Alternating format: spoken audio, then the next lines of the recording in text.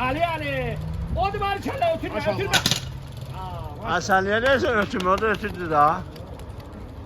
Kardeş bir daha var böyle. Bir daha bay beyler. Ya işte bu. Hava çalıştı da sizi ne olacak? Maşallah. Bay bay. Merci amu. Maşallah gel. 70. Maşallah cavan. Ha su yemeyecekler ki. 70 lira. Diyelim 70 daha.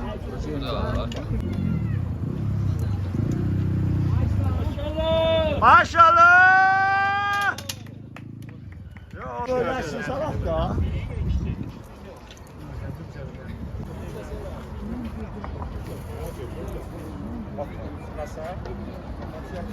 Ağa çalış bir ya. Maşallah gelden. Oldu böyle. Maşallah. Hadi gel oturma. Ötür boş.